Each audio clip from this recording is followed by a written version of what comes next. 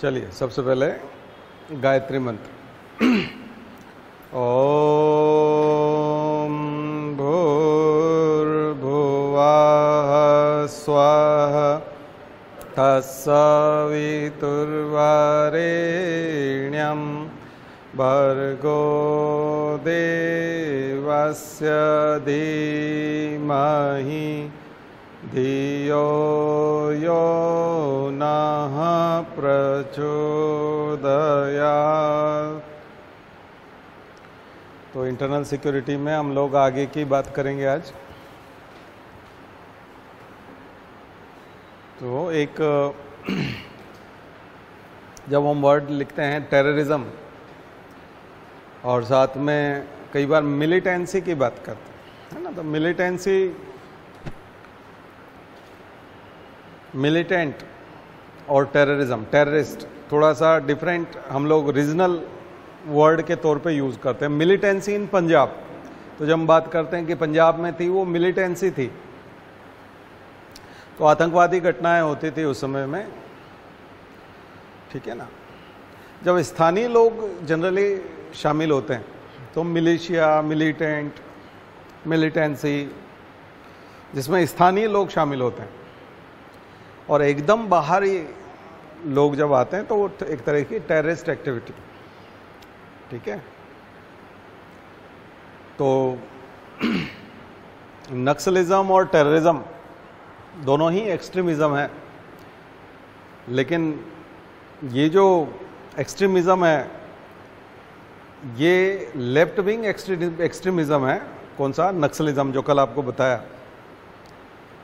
इसका उद्देश्य दूसरा होता है। इसका उद्देश्य मैंने बताया आपको कि थोड़ा सा छोटा उद्देश्य होता है, जैसे माइनिंग रोकना या अपने लोग एम्प्लॉयमेंट, गरीबी से नाराज़गी, पॉवर्टी, इनइक्वलिटी से नाराज़गी। जबकि टेररिज्म का जो है वो पॉलिटिकल और रिलीजियस एम होता है उसका, ठीक है ना। उसके जो उद्देश्य हैं वो व्यापक होते हैं, उसके टूल्स भी अलग हैं। हिंसा बहुत ज़्यादा होती है, व्यापक हिंसा होती है। जनरली आप लेफ्ट विंग एक्सट्रीमिज्म को देखेंगे तो ये लोग गवर्नमेंट बिल्डिंग को टारगेट करते हैं,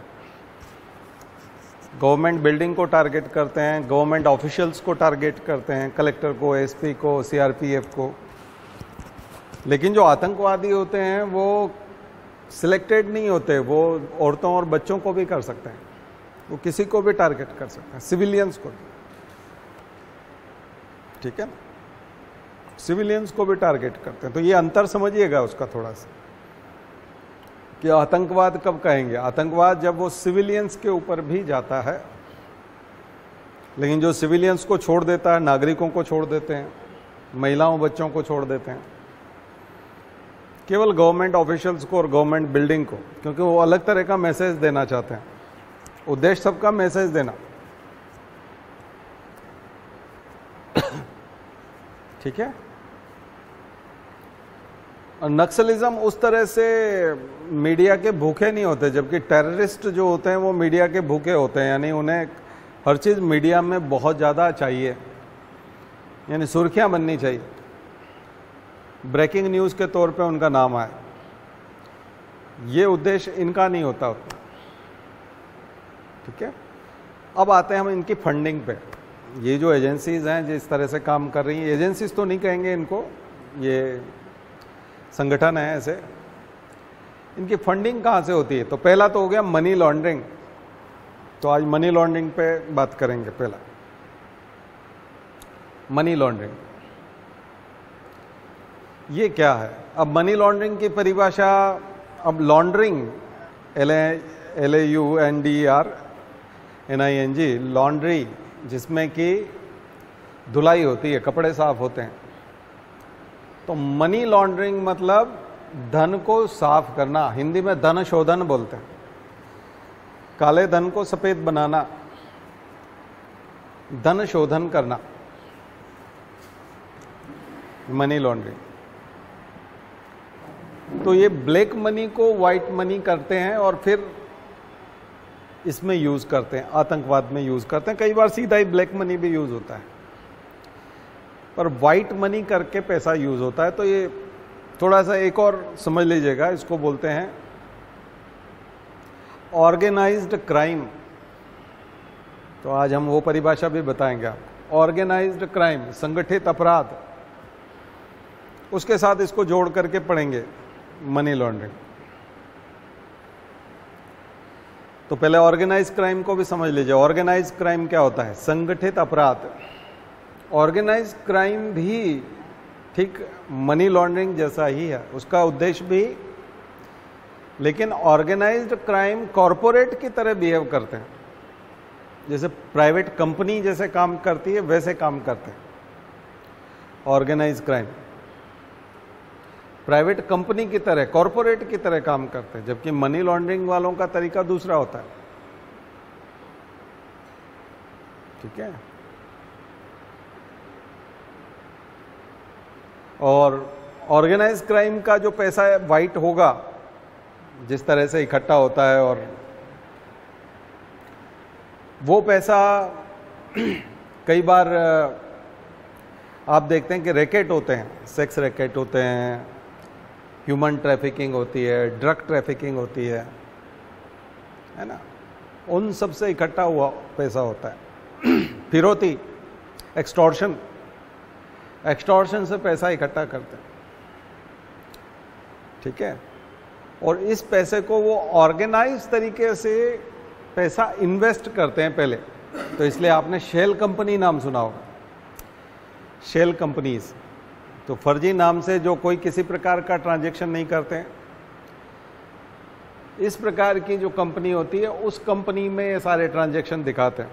फिर वो कंपनी उनका प्रोडक्ट खरीदते हुए दिखती है, बकायदा एक ऐसे फर्जी इनवॉइस तैयार करते हैं, बिल तैयार करते हैं, फिर उसके खाते में उस पैसे को ट्रांसफ़र करते हैं, और फिर उससे प्रॉपर्टी खरीदी जाती है, सोना, गोल्ड, डायमंड, इन सब में इन्वेस्ट किया जाता है, प्रॉपर्टी में इन्वेस्ट किया जाता है। ऐसे करके वो पैसा जो है मेन स्ट्रीम मनी बनाया जाता है।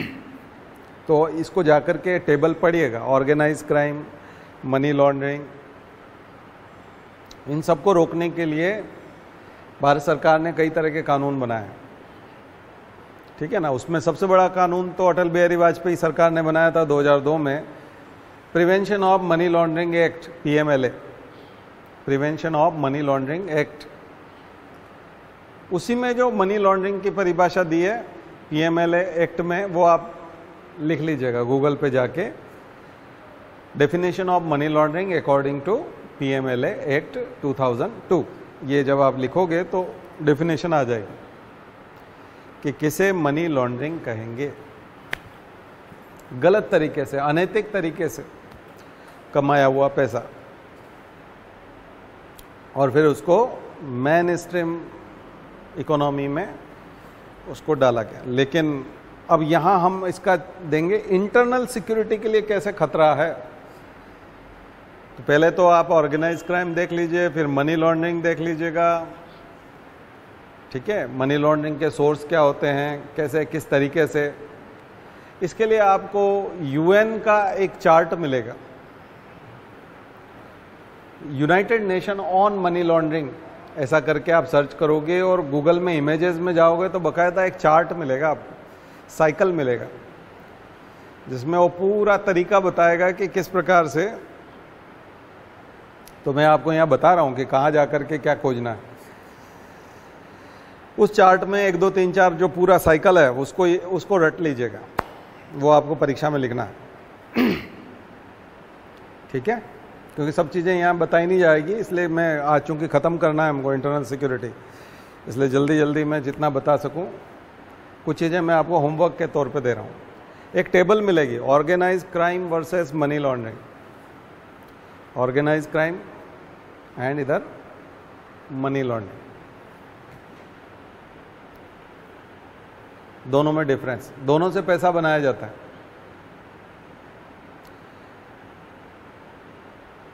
ऑर्गेनाइज क्राइम वर्सेस टेररिज्म, एक टेबल, एक तुलनात्मक अध्ययन, कंपैरेटिव चार्ट इसका बनाइएगा। ऑर्गेनाइज क्राइम वर्सेस टेररिज्म, उसका भी बनाइए। उसका कारण ये है कि टेरर फंडिंग और फिर linkages between organise crime and terrorism. एक क्वेश्चन ये बनता है कि ऑर्गेनाइज क्राइम, मनी लॉन्ड्रिंग और इनका लिंकेज टेररिज्म से कैसे है? क्योंकि टेररिस्ट एक्टिविटीज के लिए काफी पैसा लगता है, हथियार खरीदने पड़ते हैं, जो टेररिस्ट बनेंगे उनको सैलरी देना पड़ती है।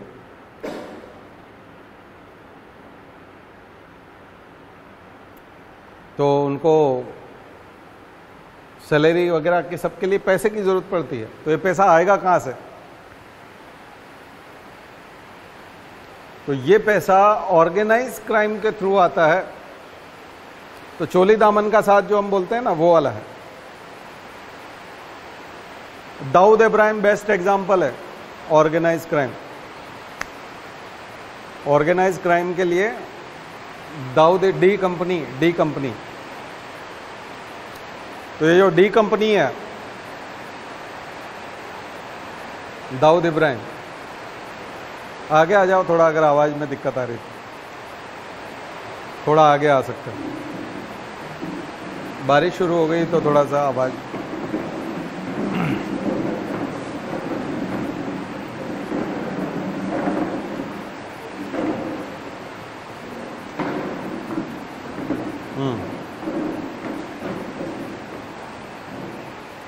तो जैसे दाऊद इब्राहिम का देखोगे आप, तो डी कंपनी पूरा जो है, मुंबई बम ब्लास्ट हुआ या 26/11 का जो मुंबई अटैक है, उसमें उसका हाथ नजर आता है साफ साफ कि दाऊद इब्राहिम का पैसा लगा है इसमें।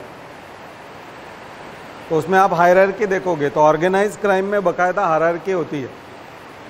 सबसे ऊपर दाऊद इब्राहिम, फिर वो छोटा शकील, बड़ा शकील, ठीक है, फिर नीचे अनीस, और फिर वो ऐसे तमाम नीचे नाम रहेंगे।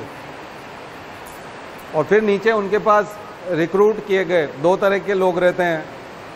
एक परमानेंट होते हैं जिन्हें हर महीने वो सैलरी देते हैं, जो एक्सटॉर्शन करके लाते हैं, वसूली करके लाते हैं, धमकाने वाले, हफ्ता वसूली।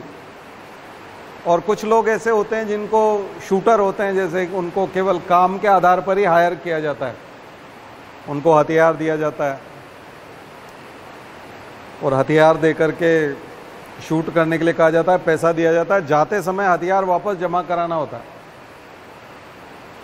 हथियार वापस जमा करा के जाओ। ऑर्गेनाइज क्राइम,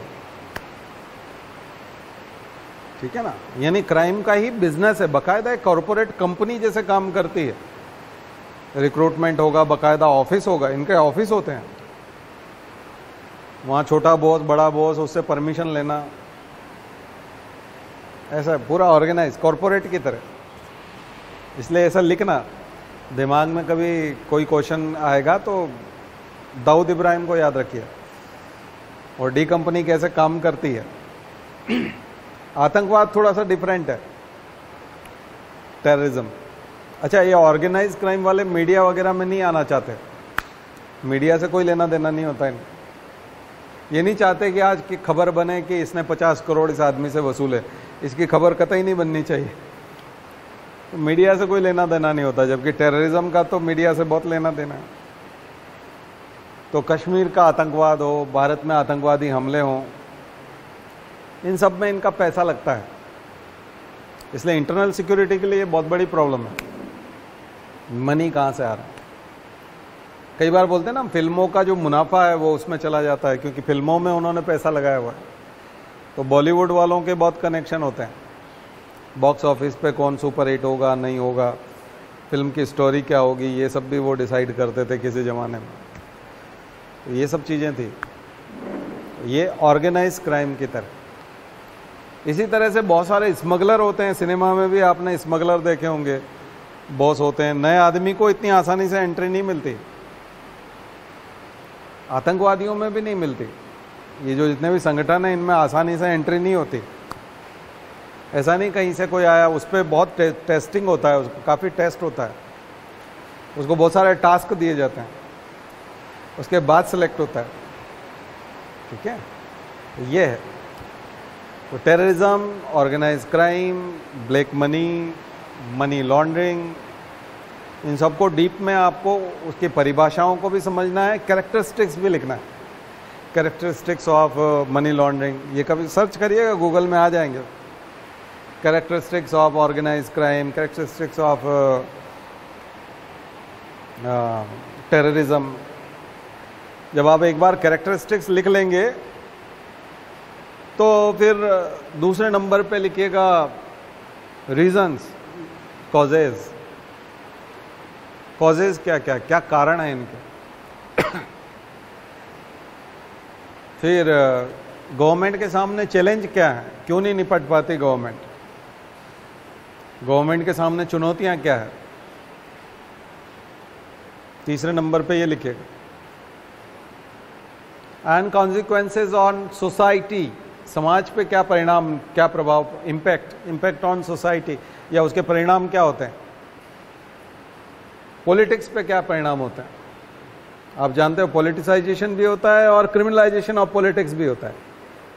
इसलिए आप देखते हो ना बिहार में, यूपी में बाहुबली नेता है, बोलते हैं ना बाहुबली नेता, बहुत बड़े जो गुंडे होते हैं, कई सारी हत्याएं कर रखे, एक्सटॉर्शन के केसेस हैं, ऐसे लोग नेता बनते हैं। तो क्रिमिनलाइजेशन ऑफ पॉलिटिक्स या पॉलिटिसाइजेशन ऑफ क्राइम, अपराध का राजनीतिकरण या राजनीति का अपराधीकरण, कुछ भी कह लें, दोनों चीजें होती हैं। इसलिए सुप्रीम कोर्ट ने और पीपल्स रिप्रेजेंटेटिव एक्ट में सेल्फ डिक्लेरेशन की बात हुई है। सेल्फ डिक्लेरेशन की बात हुई ना, कि आप अपने अपराध का ब्यौरा दीजिए, ठीक है ना, अपने अपराध का ब्यौरा दीजिए। ये तो ये चीजें जो है आपको लिखनी है इसमें, ठीक है ना। और कुछ टेररिज्म में, जब केवल टेररिज्म की जब बात करेंगे, उसको ड्रग ट्रैफिकिंग के साथ जो जोड़िए। पूरी दुनिया में ड्रग ट्रैफिकिंग से टेररिज्म में सबसे ज़्यादा पैसा जाता है। जैसे कि अफगानिस्तान में जो अफीम की खेती होती है, तालिबान की इकोनॉमी को मजबूत करती है, ठीक है ना। तो इंटरनल सिक्योरिटी के लिए ड्रग ट्रैफिकिंग, स्मगलिंग बहुत बड़ा सोर्स है, इनकम का बहुत बड़ा सोर्स है ना।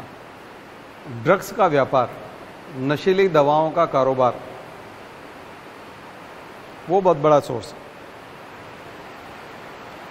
क्योंकि उसकी वजह से बहुत मुनाफा होता है,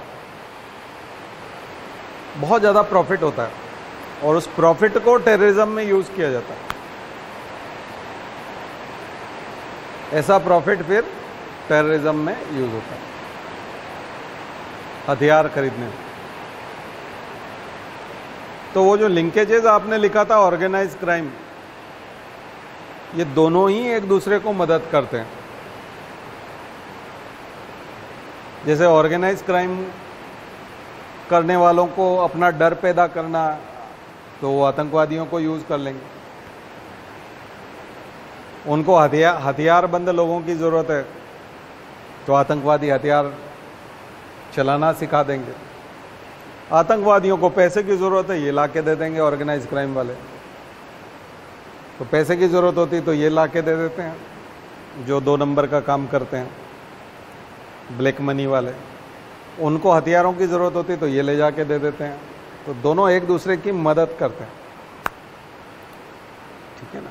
तो चूंकि आप ऑफिसर रहेंगे, इंटरनल सिक्योरिटी देखेंगे, तो आपका दिमाग में क्लियर होना चाहिए कि इनका नेक्सस किन लोगों के साथ है, ठीक है, किन किन लोगों के साथ ये जुड़े हुए हैं, कौन इनको मदद करता है। तभी जाकर के फिल्मों में देखते हैं ना आप, जो अधिकारी इस चीज़ को डील करता है तो इस नेक्सस को तोड़ता है पहले, कि इसकी कमर तोड़ दो, क्योंकि इसको यहाँ से सपोर्ट मिल रहा है,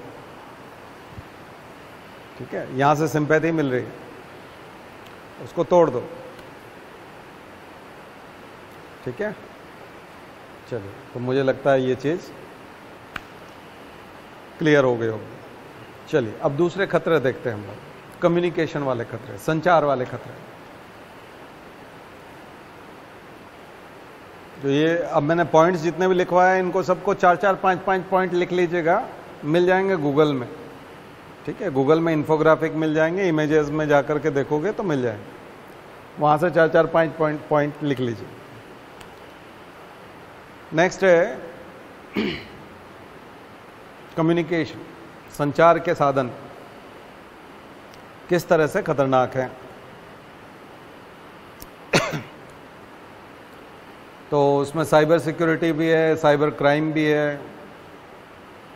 cyber crime, cyber security, internet, websites, internet मतलब यहाँ पर वेबसाइट्स, सोशल मीडिया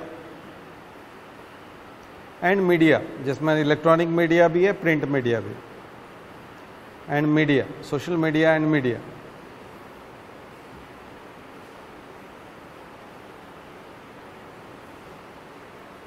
ये कैसे खतरनाक हो जाता है, ये कैसे खतरनाक बन जाता है।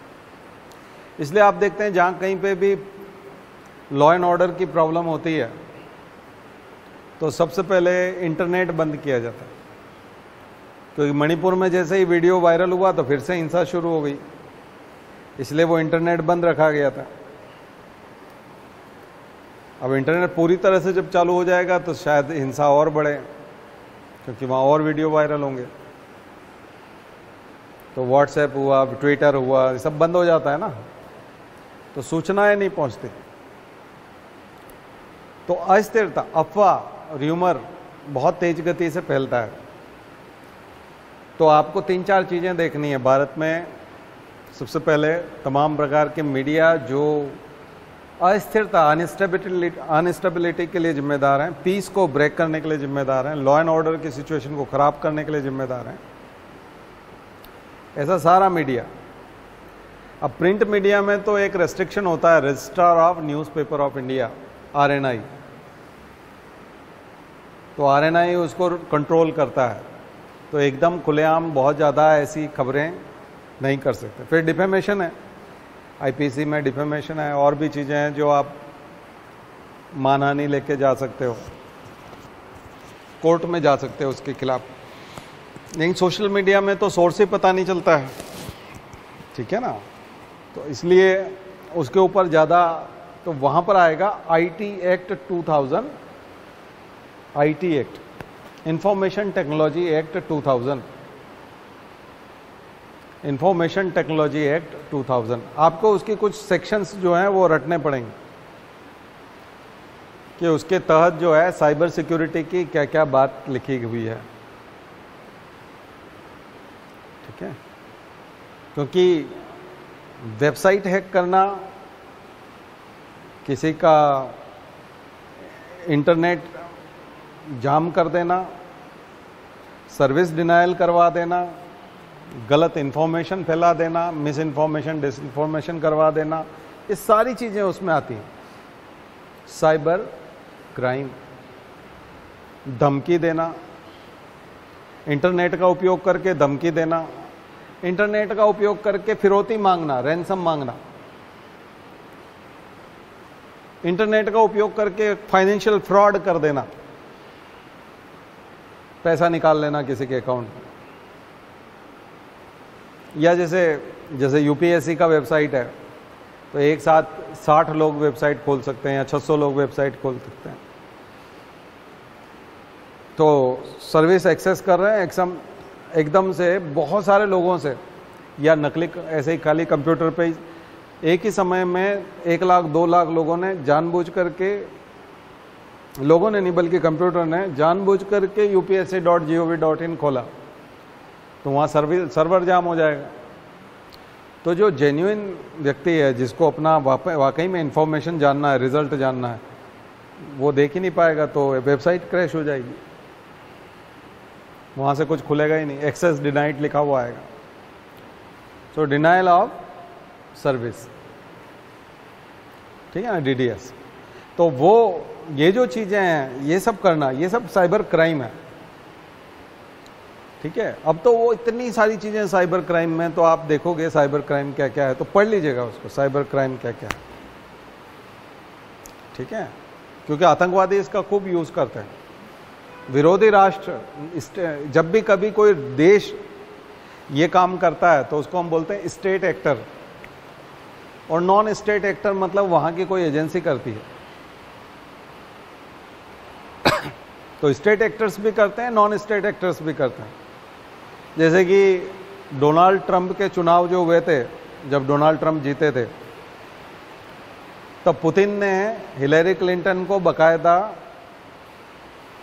चुनाव हराया था।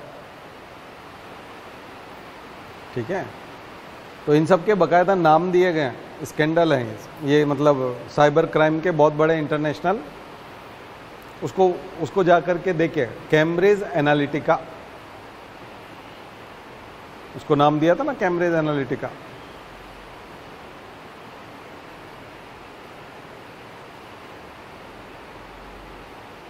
ऐसे ही कई बार पाइपलाइन नाम देते हैं, एनालिटिका नाम देते हैं।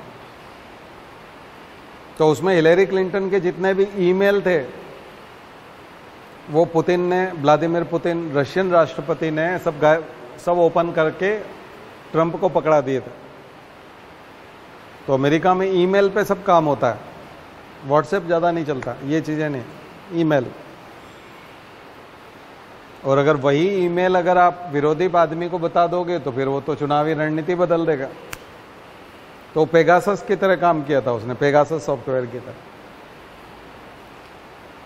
तो ट्रंप को चुनाव जितवाया था। तभी तो ट्रंप अभी बोल रहे हैं कि अगर मैं राष्ट्रपति बन गया तो एक ही दिन में यूक्रेन और रशिया का युद्ध रुक जाएगा, 1 घंटे में रुकवा दूंगा। तो उसको इतना कॉन्फिडेंस कैसे है पुतिन के ऊपर? बाइडेन तो नहीं रोक पा रहे हैं,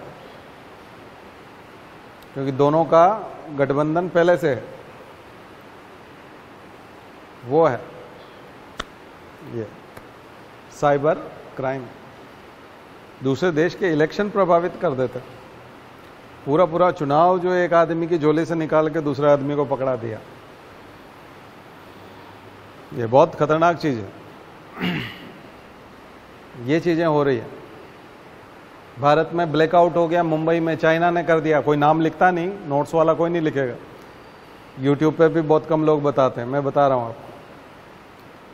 पूरी बिजली चली गई मुंबई की, इमरजेंसी वार्ड की भी।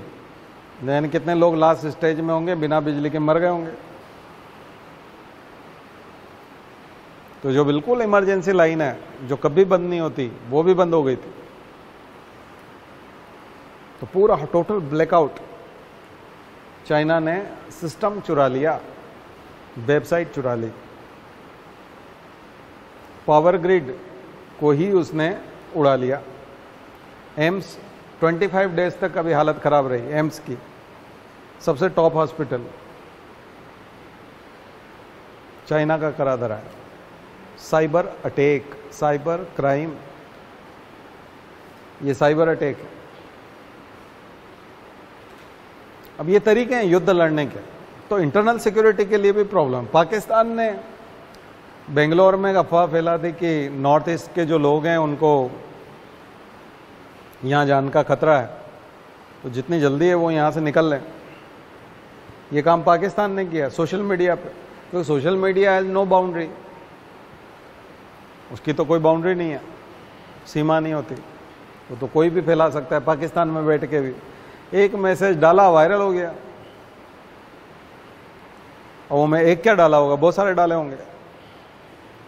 और वो जब वायरल हुआ तो पूरा एक्सोडस नॉर्थ ईस्ट के लिए, सारे प्लेटफॉर्म फुल, सारी ट्रेनें फुल। प्लेटफॉर्म पे देखोगे तो नॉर्थ ईस्ट के लोग हैं। तो लोग समझ ही नहीं पाए, गवर्नमेंट ऑफ इंडिया समझ ही नहीं पाए कि झंझट क्या है, इतने सारे लोग क्यों भाग रहे हैं, और सारी ट्रेनें एक साथ बुक कैसे हो गई, फुल कैसे हो गई, प्लेटफॉर्म पे पैर रखने की जगह नहीं है।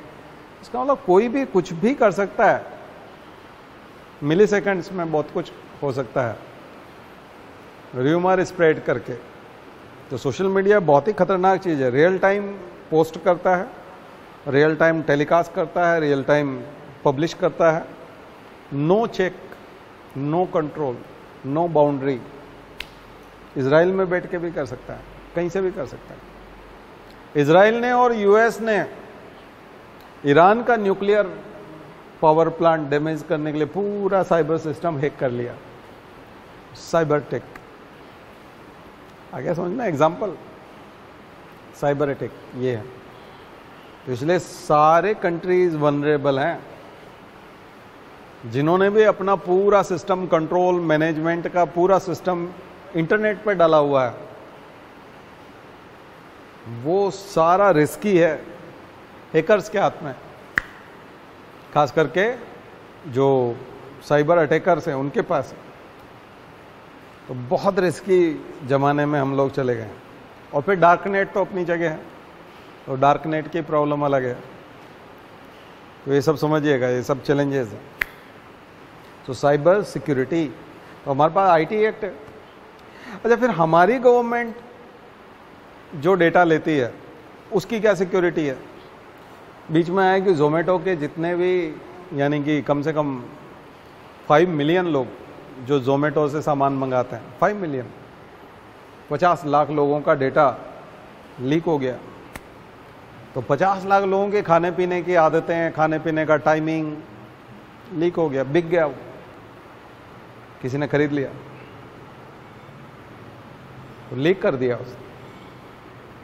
तो 50 लाख लोगों की खाने पीने की आदतों से तो बहुत कुछ, रेस्टोरेंट खोला जा सकता है किसी इलाके में, किसी इलाके में जो ग्रोसरी की शॉप डाली जा सकती है, यानी कि प्रॉफिट कमाया जा सकता है। तो ये तो इन्फॉर्मेशन है ना। तो गवर्नमेंट ऑफ इंडिया का जो आधार का इंफॉर्मेशन है, गवर्नमेंट ऑफ इंडिया का जो एग्रीकल्चर में जितने किसानों का, जैसे पीएम किसान सरकार की योजना है, तो क्या सरकार वाकई में 4,000 रुपए दे रही है? डेफिनेटली दे रही है। लेकिन किसान का फोन नंबर है उसके पास, सरकार के पास, और किसान का बैंक अकाउंट नंबर है। तो बैंक अकाउंट नंबर से और किसान के फोन नंबर से उसका बिहेवियर जाना जा सकता है, वोटिंग बिहेवियर जाना जा सकता है। तो पॉलिटिकल पार्टी फायदा उठा सकती है कि ये आदमी सोशल मीडिया में इसी नंबर से है, इसी नाम से है। उस पर निगरानी रखी जा सकती है कि वो किसके, राहुल गांधी की पोस्ट को लाइक करता है या नरेंद्र मोदी की पोस्ट को लाइक करता है, किसके विचारों को पसंद करता है। तो पॉलिटिकल आइडियोलॉजी क्या है, ये तो हुआ पॉलिटिकल। रिलीजियस वाला, फिर टाटा, अंबानी, अडानी, ऐसे लोग जो है प्रोडक्ट को बेचने में और सेल करने में उसको यूज कर सकते हैं, उनको टारगेटेड एसएमएस भेज सकते हैं। ठीक है, अगर उसने अपने यहाँ फोटो डाली कि उसके यहाँ पंप है और पंप खेत पे उसके चल रहा है, पानी निकल रहा है और वो वहाँ खड़ा है, और एक फोटो उसने सोशल मीडिया पर डाला हुआ है, तो आपके पास तो टारगेटेड, आपको मालूम है कि इसके खेत पे क्या क्या सुविधाएं, अब इसको और क्या जरूरत है, अब इसको कौन सा मैसेज किया जाना चाहिए। आ गया ना समझ? तो टारगेटेड बिजनेस, टारगेटेड एडवर्टाइजिंग, ये बहुत बड़ा मिसयूज है। हेल्थ का डेटा अगर है तो हेल्थ का डेटा, तो पूरे भारत के जितने मरीज हैं उनमें आपने देखा होगा, इसलिए आप देखोगे कि मोदी की जितनी भी योजनाएं हैं वो सब डेटा ओरिएंटेड है, डेटा ओरिएंटेड योजना है। जैसे आयुष्मान योजना है, तो हेल्थ का डेटा आदमी का सरकार के पास, किसको क्या बीमारी, क्यों बीमारी का पता होगा, तो वो जो सरकार पैसा देगी उससे ज्यादा तो प्राइवेट सेक्टर को बेच करके पैसा कमा सकते हैं, क्योंकि उसी आदमी को उस प्रकार की बीमारी है तो उस डेटा से उसको बताया जा सकता है, उसके आसपास मेडिकल की दुकान खोली जा सकती है, वैसा नर्सिंग होम खोला जा सकता है उस मोहल्ले में जहां सबसे ज्यादा बीमार है समझ। टारगेटेड दवाइयां बताई जा सकती हैं। भोपाल शहर में पूरे महीने में कितना व्हील चेयर लगेंगे, इसका आइडिया लगाया जा सकता है कि भोपाल शहर के लिए कितने व्हील चेयर बनाने चाहिए और दुकान वाले को कितना सप्लाई करना चाहिए, क्योंकि इतना तो लोग मांगने आएंगे, क्योंकि इतने एक्सीडेंट हो रहे हैं, इतने लोग अपने पाँव खो रहे हैं, हॉस्पिटल्स में इतने लोगों के पाँव कट रहे हैं। व्हील चेयर, कमर की प्रॉब्लम, बोन्स की प्रॉब्लम, तो टारगेटेड चीज है। अब ये सारा जो डेटा है ये नंदन नीलेकणी के पास है, जिसने आधार बनाया, एग्री स्टेक, हेल्थ स्टेक, हमारा सब कुछ, तो सब कुछ दांव पे लगा। तो पट्टा स्वामी केस सुप्रीम कोर्ट में, राइट टू प्रिवेसी, और डेटा प्रोटेक्शन बिल जो हमारे संसद में अटका पड़ा है अभी भी, क्या पर्सनल डेटा प्रोटेक्शन इंडिया में है? हमारा डेटा सुरक्षित है, उसकी गारंटी सरकार देती क्या? नहीं, वो पेंडिंग है। पर्सनल डेटा प्रोटेक्शन है नहीं और डेटा जनरेट होता जा रहा है। Big data big data problem. सो डेटा प्रॉब्लम, डेटा प्रिवेसी। तो साइबर सिक्योरिटी और ये साइबर अटैक ये बहुत ऊंचा जाएगा। सरकार अगर मिसयूज करती है और सेल कर दे अगर डेटा को, तो आपका तो कोई राइट ही नहीं ना अभी उसके ऊपर, कोई प्रोटेक्शन बिल ही नहीं। दरअसल एक्ट बना ही नहीं, अभी एक्ट बना नहीं तो सजा भी निर्धारित नहीं है, तो किसी का कुछ बिगड़ेगा नहीं।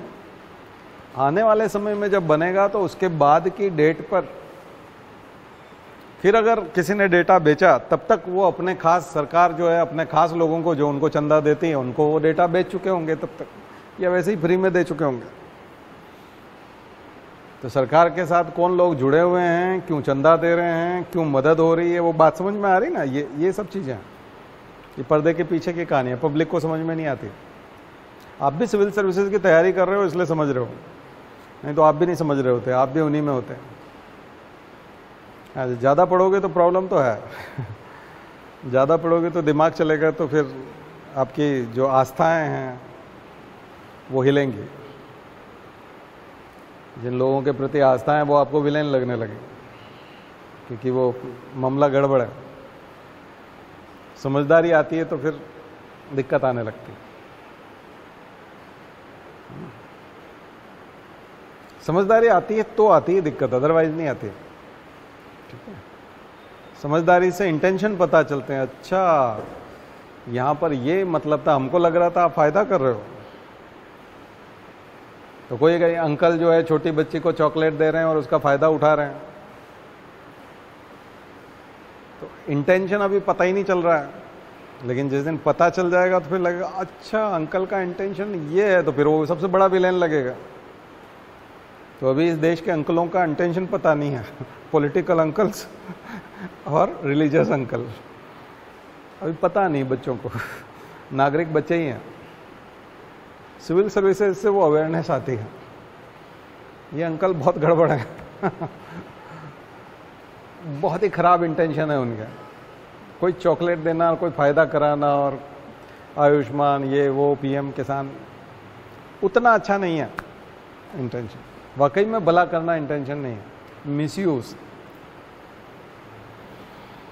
मिसयूज है। इसलिए डेटा प्रोटेक्शन बहुत जरूरी है। इसलिए डेटा प्रोटेक्शन बिल आप बहुत ध्यान से पढ़िएगा, उसकी क्या क्या और कौन कौन सी कमेटीज हैं जिन्होंने रिकमेंडेशंस दी हैं, ध्यान रखिए, पकड़िएगा उसको, कमेटीज। ठीक है।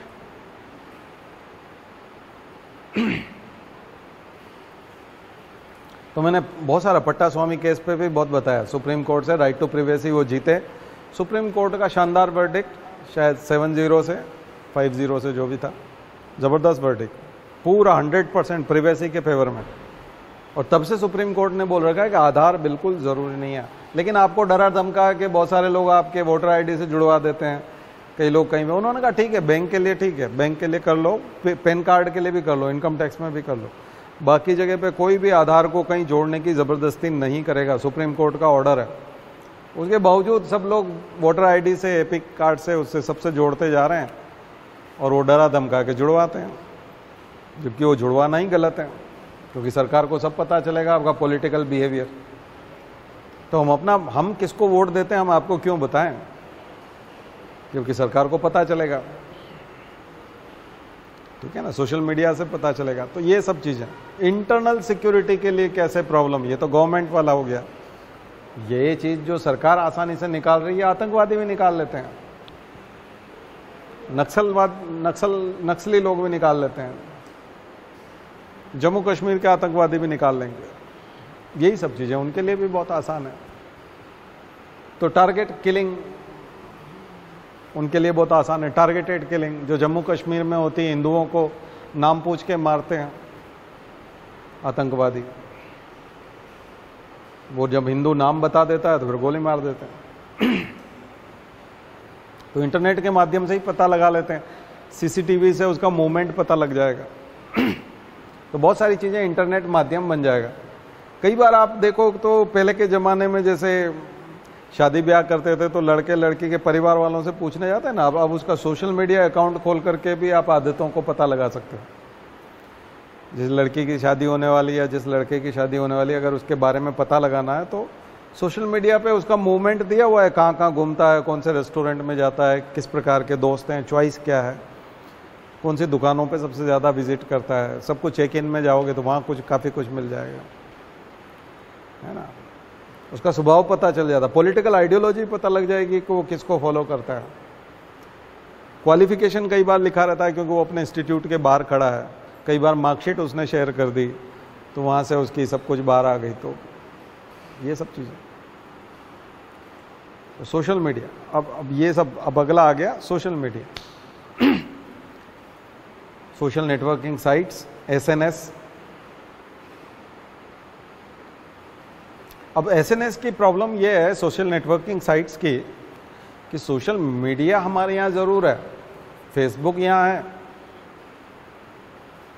बट हम फेसबुक के यूज़र हैं, कंट्रोलर नहीं। गवर्नमेंट ऑफ इंडिया भी फेसबुक का कंट्रोलर नहीं है, ट्विटर का नहीं है। सोशल नेटवर्किंग साइट्स जो हैं वो यूएस में है, और यूएस में ऑनरशिप है और कंट्रोल है, और यूएस की गवर्नमेंट और वहाँ के कॉन्स्टिट्यूशन ने तय किया हुआ है कि हमको फ्रीडम देनी है, इसलिए वो कंट्रोल करते नहीं है। तो आप उनकी गवर्नमेंट के अगेंस्ट जाकर के आप कंट्रोल कैसे कर लोगे? आप तो यूजर हो। हम केवल यूजर हैं, फेसबुक यूजर हैं, व्हाट्सएप यूजर हैं, ट्विटर, इंस्टाग्राम, हम सबके यूजर हैं। कंट्रोलिंग हमारे हाथ में नहीं है।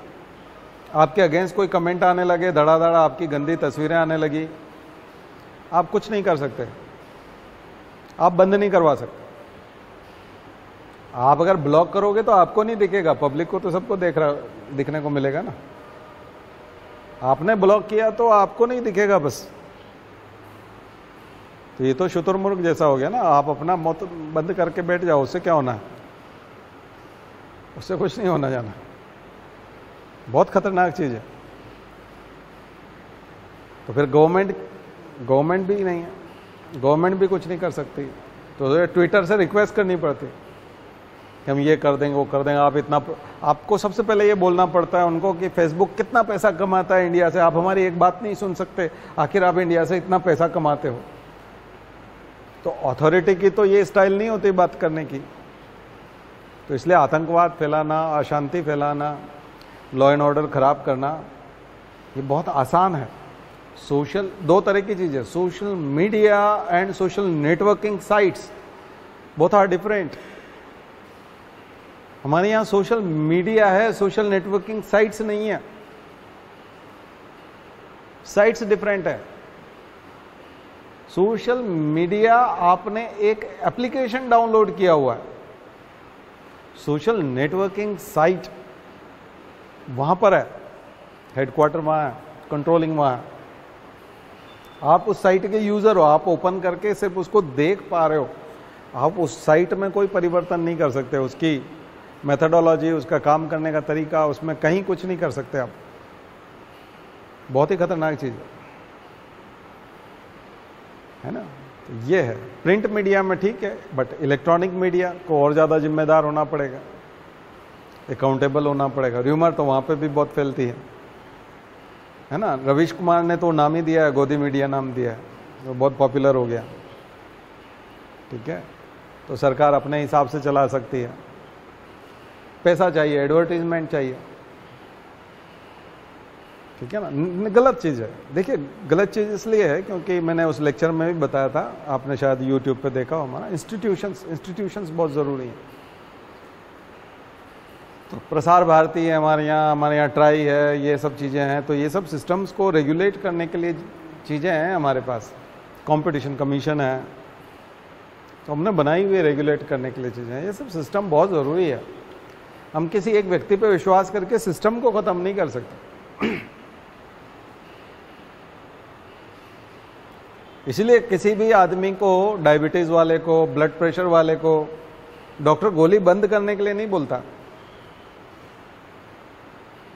क्योंकि वो डेली अगर घूमने जा रहा है अच्छी बात है, घूमने जाओ। ब्लड प्रेशर आपका 180 रहता है, 160 रहता है, जबकि होना चाहिए 120। अब आप घूमने भी चले जाओगे और गोली भी खा रहे हो तो हो सकता है 110 हो जाए। ऐसे में गोली बंद करने के लिए डॉक्टर कभी नहीं कहता, जिंदगी भर आपको गोली लेना पड़ेगी चाहे 90 हो जाए। क्योंकि उसका कारण ये है कि किसी दिन मान लीजिए आप घूमने नहीं गए, घूमते समय में आपको मोटिवेशन आया, आप थोड़ा दौड़ लिए, पसीना आ गया, तो पसीने से आपका नमक वगैरह बहुत सारा बाहर निकल गया, तो ऐसे उससे थोड़ा सा ब्लड प्रेशर लो हो जाएगा, मतलब कम हो जाएगा। एकदम गिरने जैसा नहीं होगा कि आप चक्कर खा के गिर पड़ो, ऐसा नहीं होगा, क्योंकि टेबलेट की वजह से वो 100 तक चला जाएगा। अदरवाइज वो 130 बना रहता है, 140 बना रहता है, और अगर आप टेबलेट नहीं खाओगे तो वो 180 भागेगा। ऐसा ही शुगर का मामला है। तो इसलिए टेबलेट हमेशा बनी रहनी चाहिए। इस देश के ऑर्गेनाइजेशंस, इस देश के इंस्टीट्यूशंस, सुप्रीम कोर्ट,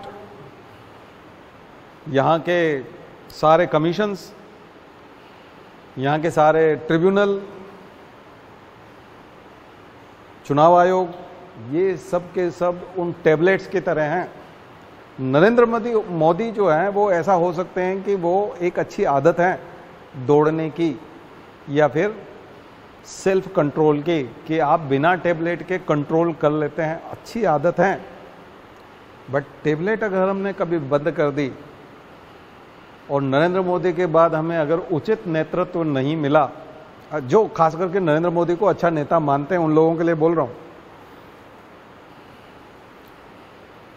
तो टेबलेट आप ऑलरेडी बंद कर चुके होंगे, ताबड़तोड़ टेबलेट खरीदी नहीं जाती, दौड़ने वाला मोटिवेशन उस दिन आया नहीं तो डेथ होगी। बात समझ में? इसलिए इंस्टीट्यूशन का जिंदा होना बहुत जरूरी है। टेबलेट कभी बंद नहीं होती। आयुर्वेद में और योगा में और बाबा रामदेव और ये कई बार बोलते हैं हम बंद करा देते हैं टेबलेट।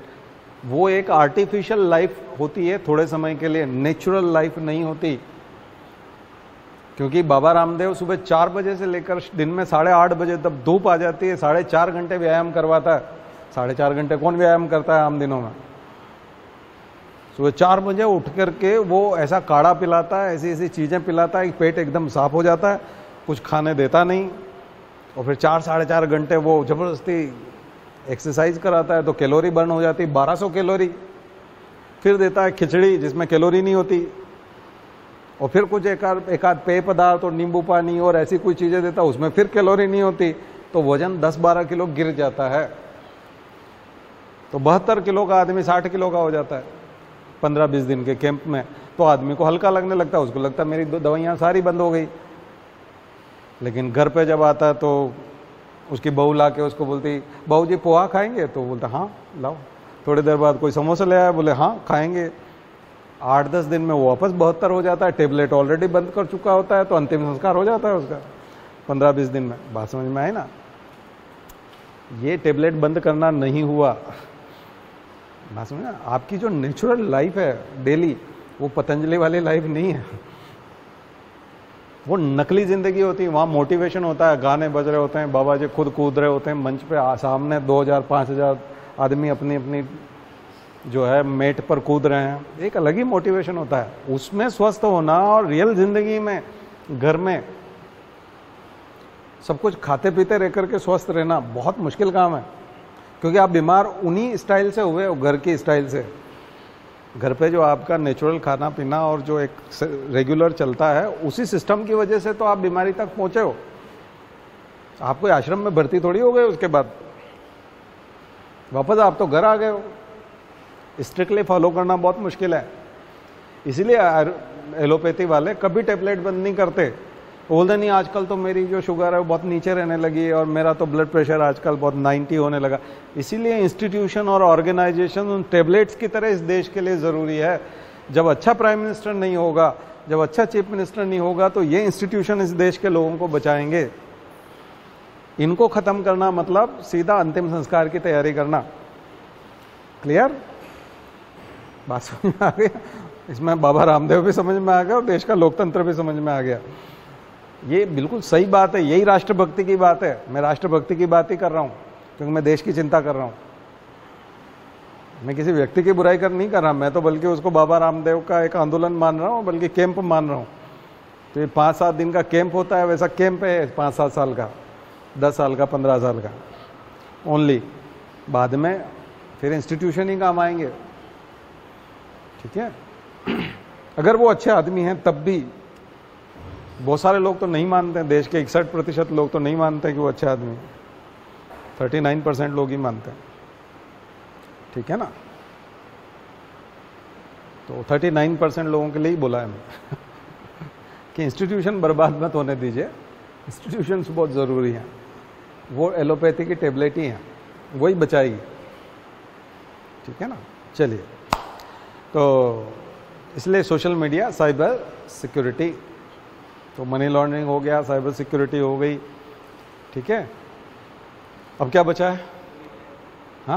हाँ, मैरीटाइम सिक्योरिटी, जैसे लैंड बाउंड्री मैंने बताई है, उसमें मेरा लेक्चर आप रिकॉर्डेड वाला देखिएगा क्लास का। मैंने मेरी जो रेगुलर क्लास है वहाँ पर जो मैं लेता हूँ मेरे इंस्टीट्यूट पे, उसी का मैंने वीडियो जो है बॉर्डर सिक्योरिटी का डाला हुआ है, बॉर्डर एरियाज़ में सिक्योरिटी, उसमें सब डिटेल बताया हुआ है। वैसे ही मैरीटाइम एरिया के लिए भी है, उसी में बताया हुआ है, आप जाकर के देखिएगा। तो दरअसल हम कोई भेदभाव नहीं करते वहाँ जो पढ़ाते हैं, बस वो ये कि वो थोड़ा सा वहाँ थोड़ा ज़्यादा पढ़ाते हैं, हर चीज़ लिखवाते हैं, नोट करवाते हैं। यहाँ आपको हम होमवर्क दे देते हैं कि ये लिख लेना, आपको इंटरनेट पे मौजूद है। वहाँ यहाँ हम किराना दे देते हैं और आप अपने किचन में जाके बना लेना और खा लेना, ये बता देते हैं। वहाँ पर हम बाकायदा थाली परोसते हैं कि ये खा लो भाई ठीक है ना। तो वो वैसा है, दोनों में यही अंतर है, उसके अलावा और कुछ नहीं है। बट जो भी लोग देख रहे हैं वो, मैं वही चीज़ चलाता हूँ यहाँ पर भी जो मैं वहाँ पढ़ा रहा होता हूँ, क्योंकि वो मेरे लिए भी आसान होता है, नया नहीं बताना होता। और वहाँ जो बताया उन लोगों को वही यहाँ बताता हूँ। तो जो भी लोग वीडियो देख रहे हैं, यूट्यूब पे देखेंगे, करेंगे, वो सब लोग पीछे की तरफ जाएं, यहाँ से पीछे की तरफ वीडियो देखना शुरू करें, कंप्लीट हो जाएगा, कोई बहुत बड़ी चीज़ नहीं है, ठीक है ना। एक और चीज़ है कि मैंने मान लिया जाए वहाँ 12 पॉइंट लिखवा दिए, एग्ज़ाम में आप 5 पॉइंट लिख पाओगे, 5 सुझाव लिख पाओगे, 5 कारण लिख पाओगे, कॉजेज लिख पाओगे, 5 इम्पैक्ट लिख पाओगे, तो 5-5 करके 15 पॉइंट लिख पाओगे।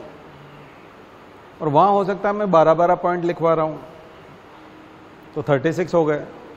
तो 36 में भी 15 ही लिख पाओगे, आधा ही आप लिख पाओगे। और इतना तो इंटरनेट पे भी है, तो ये आप भी ढूंढ सकते हो, तो इतना ज़्यादा कुछ नहीं है। तो जो हम सिलेबस आपको बता रहे हैं वो खोल के बता रहे हैं। मैं सिलेबस का ही पोस्टमार्टम कर रहा था, ठीक है ना। वही चीज़ें थी, शायद एक आध और कोई चीज़ बची होगी। क्या क्या बचा है उसमें सिलेबस में देखो जरा मनी लॉन्ड्रिंग हो गया, साइबर सिक्योरिटी हो गया, सोशल नेटवर्किंग साइट हो गई, मीडिया हो गया, है ना, फंडिंग हो गया। टेरर फंडिंग का अलग से भी आ सकता है, टेरर फंडिंग का अलग से भी आ सकता है। वैसे मनी लॉन्ड्रिंग का अभी तक क्वेश्चन एक ही बार आया था 2012 में, उसके बाद से अभी तक कोई क्वेश्चन नहीं आया, एक ही साल आया था। तो कभी भी आ सकता है क्योंकि बहुत इंपॉर्टेंट है। हर जगह पर आपको एक्ट लिखना है, एक्ट का ईयर लिखना है और एक्ट की प्रमुख बातें लिखनी है, ठीक है ना। तो ये चीज़ें, तो अगली बार हम डिज़ास्टर मैनेजमेंट लेंगे, ठीक है। तो दोनों क्लासेस जो है वो डिज़ास्टर मैनेजमेंट के ऊपर होगी। तो पहली क्लास तो मैं कोशिश करूँगा कि मैं आपको उसी से दे दूँ, मेरी जो इंस्टीट्यूट वाली क्लास है वही मैं अपलोड करने की कोशिश करूँगा, ठीक है, एक क्लास इंट्रोडक्टरी वाली। और बाकी की जो क्लासेस होंगी वो मैं यहाँ 2 क्लास में समझाने की कोशिश करूँगा। तो आपका डिज़ास्टर मैनेजमेंट का सिलेबस वहाँ से हो जाएगा। बस ये कि आप उसको मेहनत करते जाइए। क्वेश्चंस पुराने साल के देखिए, पुराने पेपर देखिए 10 साल के, और उनमें कौन कौन से क्वेश्चंस आए हैं वो ज़रूर देखिए। अब एक चीज़ आपको जोड़नी है, करंट अफेयर्स। इसमें सबसे इम्पॉर्टेंट चीज़ जो जोड़नी है वो है करंट अफेयर्स। ये जितने भी टॉपिक हैं, इन टॉपिक से जुड़ी हुई इस साल की खबरें, इस साल का नक्सली अटैक, इस साल का टेररिस्ट अटैक, इस साल का सोशल नेटवर्किंग, हैकिंग जो हुआ है, जो भी साइबर सिक्योरिटी की इस साल की प्रॉब्लम, ये प्रीलिम्स के हिसाब से बहुत इंपॉर्टेंट हो जाएगा। तो आप करंट अफेयर्स में जो कुछ भी पढ़ रहे हैं, द हिंदू में जो पढ़ रहे हैं आप, वो उसको आप यहाँ जरूर लिखिए। इंडियन एक्सप्रेस को पढ़िए, लाइव मिंट न्यूज़पेपर है उसको देखिए, द हिंदू को जरूर देखिए। द हिंदू में हर सप्ताह 1 या 2 आर्टिकल इंटरनल सिक्योरिटी के ऊपर होता है, ठीक है। और एक नोट्स जो है वो एक एक देश के साथ बनाई है, बॉर्डर के साथ एक एक देश के साथ बनाई, जो मैंने उसमें बताया था। तो एक नोट्स उसका बनाई है एक एक कंट्री के साथ में। फिर राज्य का एक साथ बनाई है, सभी राज्यों का एक साथ बनाई है। सारे राज्यों का तो बनाने की ज़रूरत नहीं, नॉर्थ ईस्ट का बनाना है, जम्मू कश्मीर का बनाना है, ठीक है। और वेस्ट बंगाल का बना सकते हो, क्योंकि बांग्लादेश के साथ बॉर्डर है, तो वेस्ट बंगाल का बना सकते हो, ठीक है। मेरी टाइम के लिए जो है आप एक थोड़ा सा इंटरनेशनल स्टैंडर्ड यूज़ कर सकते हो। दुनिया भर में मेरी टाइम सिक्योरिटी के लिए क्या क्या हो रहा है। साउथ चाइना सी को इंडियन ओशन के साथ तो हम लोग ऑकस में भी गए, क्वाड में है, ऑकस में तो नहीं है, क्वाड में है। तो ऐसे में इंडियन ओशन, तो इंडो पैसिफिक, जो मैंने आपको लेक्चर में बताया था पहले करंट अफेयर्स में, कि इंडो पैसिफिक को बहुत प्रचलित किया जा रहा है, हिंद प्रशांत महासागर। तो क्यों आखिर यूएस जो है इंडो पैसिफिक पॉपुलर करना चाहता है, तो मैरीटाइम सिक्योरिटी का वो हिस्सा हो जाएगा, ठीक है। तो इस तरह से ये बात हमारी इंटरनल सिक्योरिटी की पूरी हुई। अब आप होमवर्क करिए, मुझे चेक भी करवा सकते हैं, पुराने प्रीवियस ईयर क्वेश्चन पेपर में से किसी पेपर को सॉल्व करके भी मुझे बता सकते हैं, ठीक है। चलिए शांति पाठ। ओम द्यौ शांति अंतरिक्ष ग्वम शांति पृथ्वी शांतिरापः शांतिरौषधयः शांति वनस्पतयः शांतिर्विश्वे देवाः शांतिर्ब्रह्म शांति सर्वगम शांति शांतिरेव शांति सामा शांतिरेधि। ओम शांति शांति शांति सर्वारिष्टासु शांतिर्भवतु। बोले गायत्री माता की, परम पूज्य गुरुदेव की, परम वंदनीय माता जी की। हम सुधरेंगे, हम बदलेंगे, एक बनेंगे। जन्म जहाँ पर, अन्न जहाँ का, ज्ञान जहाँ से, वह है प्यारा। देश की रक्षा कौन करेगा। मानव मात्र, नर और नारी, जाति वंशव, भारत माता की, भारतीय संस्कृति की